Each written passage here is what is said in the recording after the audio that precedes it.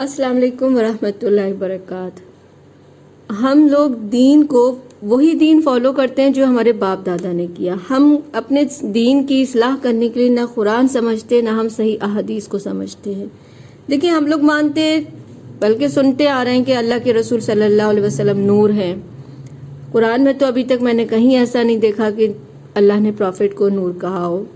بلکہ اللہ سبحانہ و تعالیٰ نے پروفٹ کے بارے میں بولا کہ لَقَدْ جَاءَكُمْ رَسُولٌ مِّنْ أَنفُسِكُمْ، یقیناً آیا تمہارے پاس رسول من انفسکم، خود تمہیں میں سے یعنی کہ اللہ تعالیٰ چاہتے تو کسی فرشتے کو بھی رسول بنا کے بھیج سکتے تھے، کسی جن کو رسول بنا کے بھیجتے، کسی حور کو یا کسی جنت کے غلمان کو رسول بنا کے بھیجتے نہیں، مگر اللہ تعالیٰ خود کہہ رہے ہیں کہ من انفسکم، خود تمہاری اپنی نفسوں میں سے، تمہارے اپنے جنس میں سے ہی اللہ نے ہمارے پاس رسول پاک صلی اللہ علیہ وسلم کو بھیجا۔ یعنی اللہ کے رسول بھی ہماری ہی طرح ایک انسان ہے، ان کا درجہ بہت سب سے اونچا ہے، ان کا شان الگ ہے، ان کی شان بہت اعلیٰ ہے، لیکن وہ بھی ایک انسان، ایک بشر ہیں۔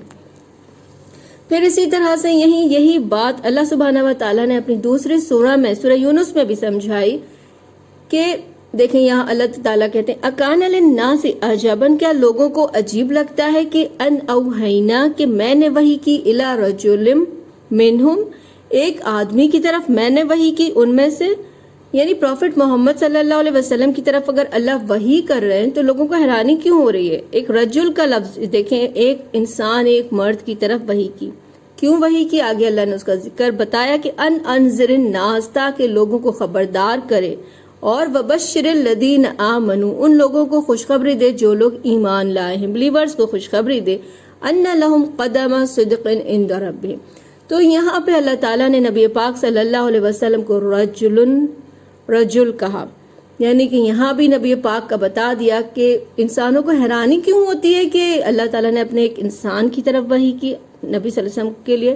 اور پھر یہاں پہ بھی بتا دیا کہ وہ خود تمہاری اپنی نفسوں میں سے ہیں، پھر ہم کیوں نبی پاک کو اپنے سے الگ مانتے ہیں؟ ان کا درجہ سب سے اونچا ہے، سب سے ہائی ہیں، اللہ کے سب سے فیوریٹ ہیں،